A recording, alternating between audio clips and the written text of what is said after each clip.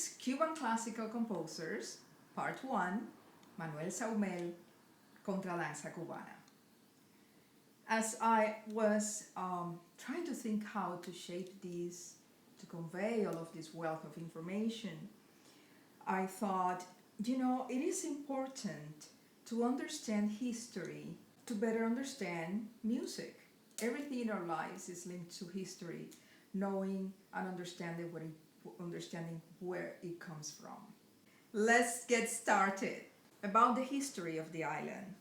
Cuba was inhabited by Taínos, Siboneyes, which were also Taínos but separated by the high mountains of Sierra Maestra, and Watahanabes, who spoke a different language.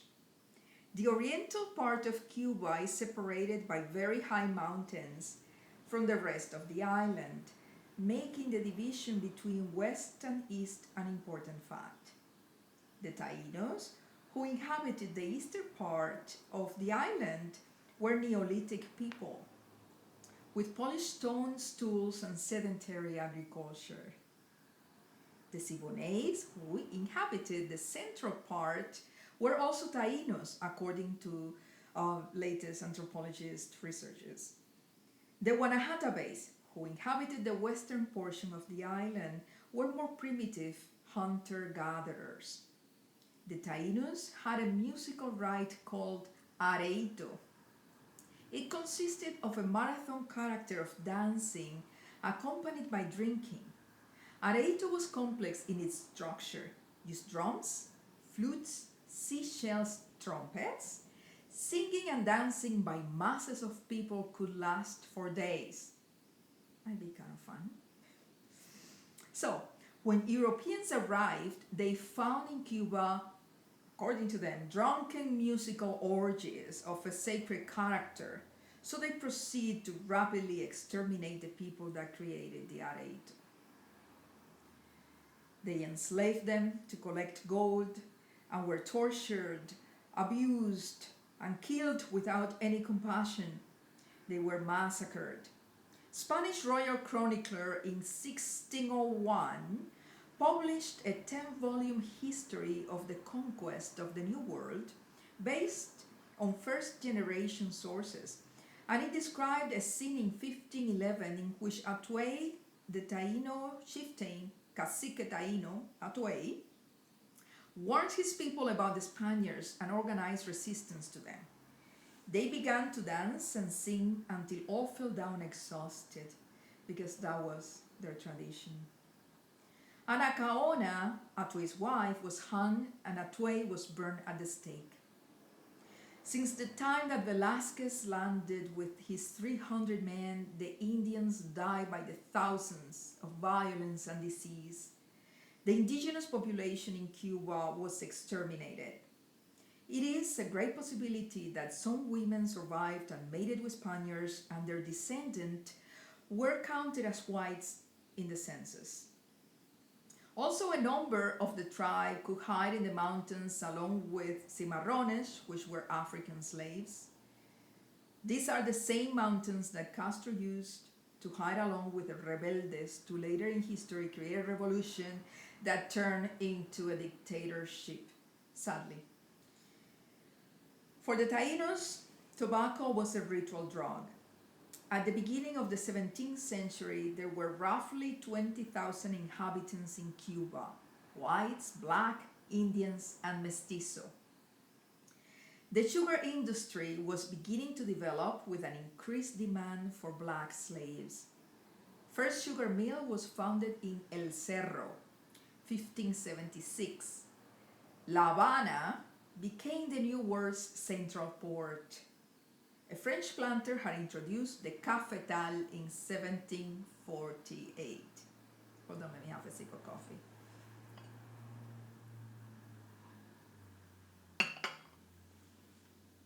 In 1790, La Habana first newspaper, Papel Periódico de La Habana was its name, printed a recipe for brewing coffee in its first issue.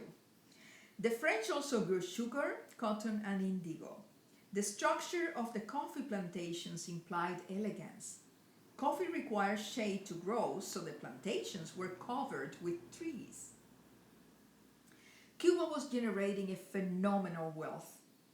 New York City exploding population finally caught up with La Habana about 1810. Let me repeat that. New York City's exploding population finally caught up with Havana's about 1810. Operas were heard in Havana from 1801. Railroad arrived in Cuba in 1837. There was no railroad yet in Spain. Cuba had become more modern than its colonizer. Matanzas grew in less than 50 years practically from nothing to a center of culture. It was in Matanzas where over 3 centuries earlier Otway and the primitive inhabitants were massacred. The name Matanzas means killing. In 1842, the literary magazine La Guirnalda was being published.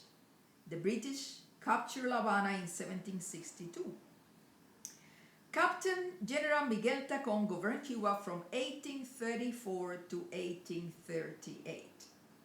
He really cleaned up Havana and modernized it, paving streets, digging canals and sewers, establishing the garbage collection, and inaugurated a massive program of public construction in neoclassic styles. So beautiful. He created the Gran Teatro Tacón. By the way, he loved to put his name on everything. In Prado and San Rafael it is still this teatro. One of the finest theaters in the world. The Coliseo opened in Havana in 1776. Operas were held since 1801. In 1803, the Coliseo was rebuilt as the principal. Francisco Covarrubias was the first great figure of Cuban theater. The minuet, gavotte, passe-pied, and above all the Contradanza was danced. The French Contradanza was adopted, transforming the island into a Cuban Contradanza, cultivated by all the Creole composers of the 19th century and became Cuba's first musical genre to be exported. The piano was the preferred instrument, by the way, in most Cuban homes.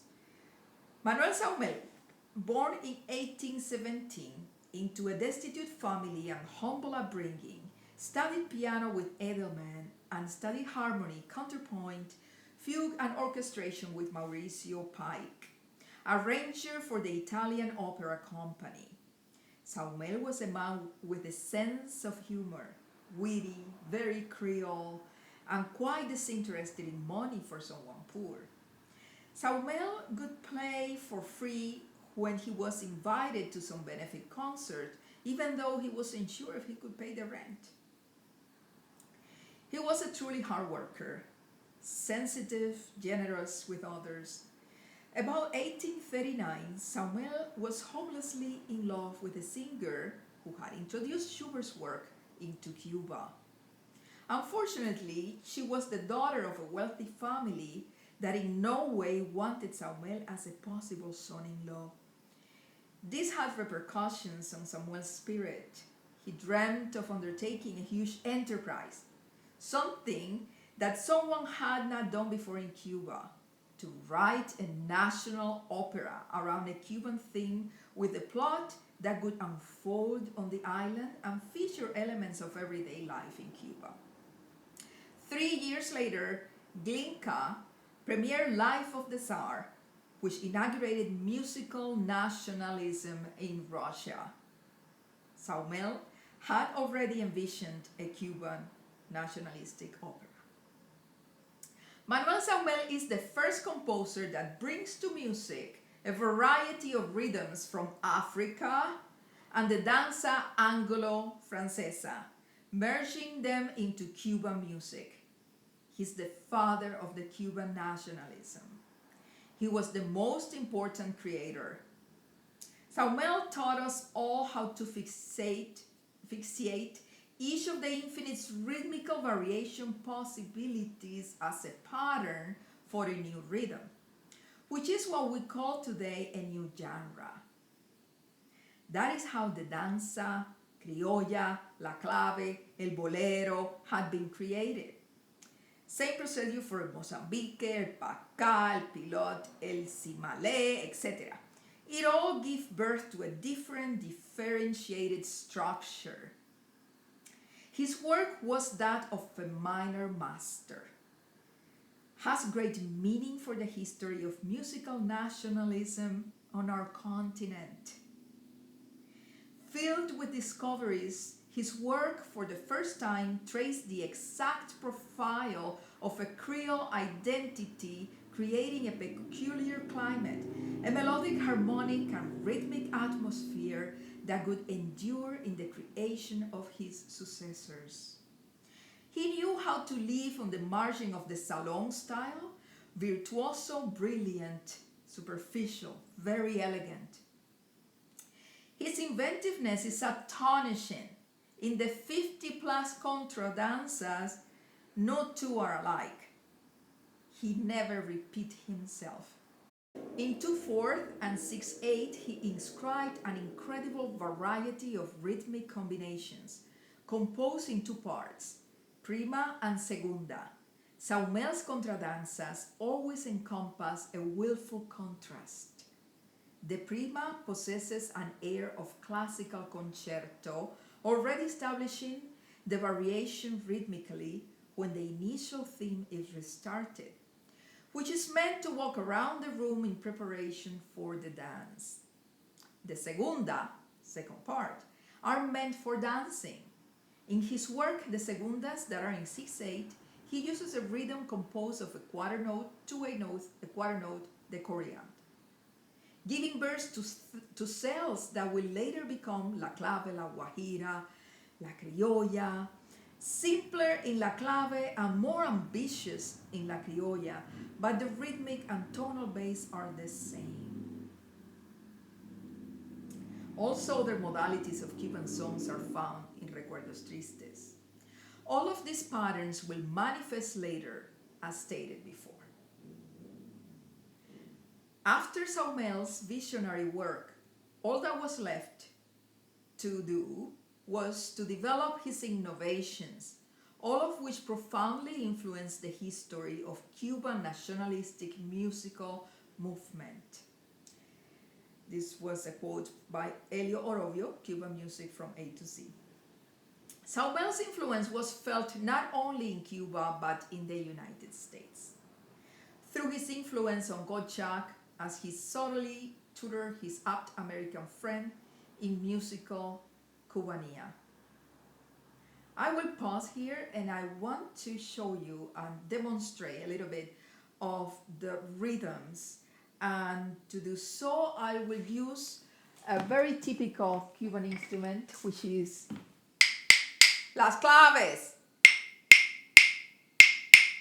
Las claves cubanas, they are originally, this is a very hard wood with, you sort of like create an acoustic hollow area here on your hands so that you can project the sound better.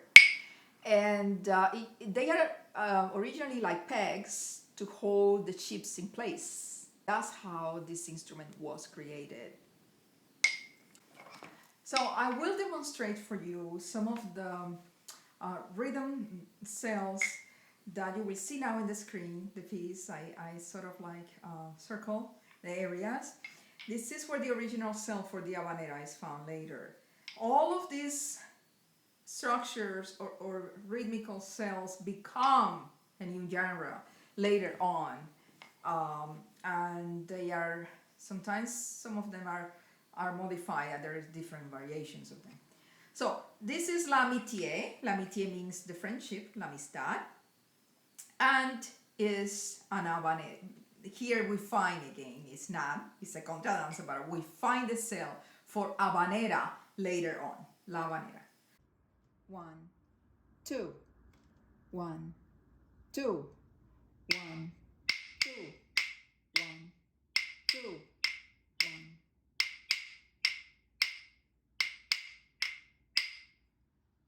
So next Next we have La Nene. From here, from this pattern, we have La Criolla. 1, 2, 2, 1, 2, 1, 2, 1, 2. Next we have La Tedesco. From here was the danzón was originated. So we have, I circle here some of the patterns that later on will evolve into what el danzón became. Very elegant dance. La Tedesco again is all contradanzas are dances. They are dance in salons, in ballroom dances. The first part of the piece is to the lady will flirt around with an abanico, will walk around, and the gentleman, and then they will get in position and start the dance on the second part, or segunda, that is called. 1, 2, 1, 2, 1, 2, 1, 2, 1, 2, 1, 2, 1, 2. Next we have La Matilde, which has the original self for La Guajira. 1, 2, 3, 4, 5, 6. 1, 2, 3, 4, 5, 6. 1, 2, 3, 4, 5, 6. 1, 2, 3, 4, 5, 6. 1, 2, 3, 4, 5, 6. 1, 2, 3, 4, 5, 6. 1, 2, 3, 4, 5, 6. 1, 2, 3, 4, 5, 6. 1, 2, 3, 4, 5, 6. Then I want to add here La Quejosita, which it was already a dance, Zapateo Cubano. It's one of the Guajiro rhythm from the Cuban farmer, we call them Guajiros. And it came originally from Spain. It was Zapateo from Sevilla, which is a dance that is danced with Zapateo means with the shoes, and very it's sort of a tough dance in Spain. And here you're tapping with the shoes too, but it is a Creole. It overtakes a complete flavor and shape. So again, I want to show the rhythm, mention how it is there introduced into the contradanza. He didn't leave anything out. Like he went to the African bembes, to the rhythm, African rhythms. He incorporated everything he would find in the environment.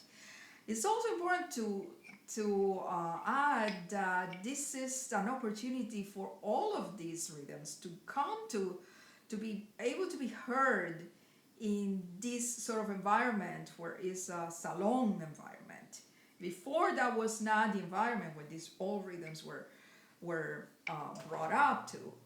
But this is a very elegant music, and here you have a Zapateo Cubano. You could feel it in here. 6/8. 1, 2, 3, 4, 5, 6. 1, 2, 3, 4, 5, 6. 1, 2, 3, 4, 5, 6. I lastly would like to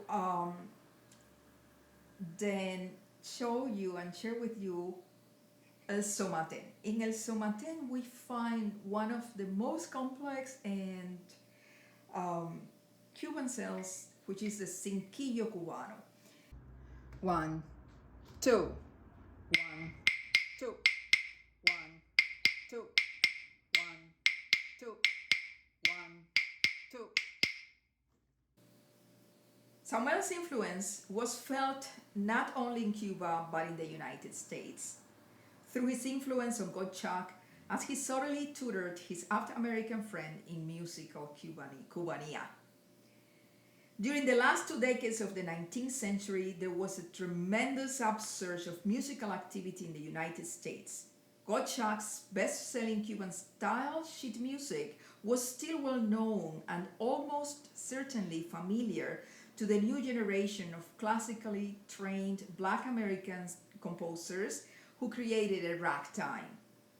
The Saumell-Joplin link may be direct via Gottschalk or through later Cuban composers whose work filtered into the United States, Wherever the root, it is undeniable that many chord progressions, bass lines, and even melodic devices employed by Saumell and Gottschalk recur later in Joplin's music.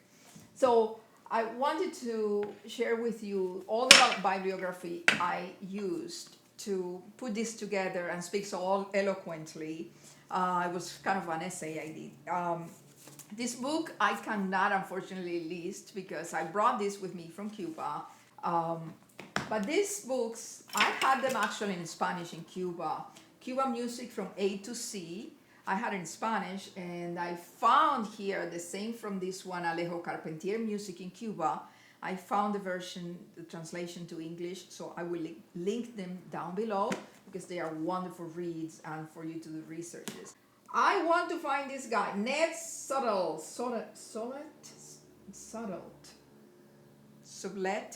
sounds French. Cuba and its music. I believe he's a musician and he did such a beautiful work in this. I took a lot from what he researched, and I wanted to close by showing the preface of his book because he makes me so proud. I want to hug him. Thank you so much for doing such a, oh my gosh, such a beautiful work. All musicians should read this book. I want to close with the preface, the beginning of, you will see, I will take a picture. And he says, the Cubans, we came here and changed your American music from the bottom up. And nobody knows this. He's shouting. Nobody writes about this. And this was Robert Palmer quoting Mario Bosa. So you could hear stories like this and others, and the wonderful research, it took him years to write this book. And it is carefully really crafted, wonderful work. So I will link this down below. I will be back. Please make sure you subscribe. I would love you to not miss the next one, and that way you get notification from me. And I'm going to continue with this series. My idea first is to present to you of the classical, wonderful, fabulous classical music and the piano. And I will expand from there. There is so much to bring your attention to in regards to Cuban music and its influence in the world, and how we can all come together, bringing down boundaries. There is a lot. We need each other. We need to embrace each other and acknowledge our energy, influence, whatever it may be. Be well. Keep safe. We'll be back to talk more about music and to do some more playing. Love you all. Bye for now.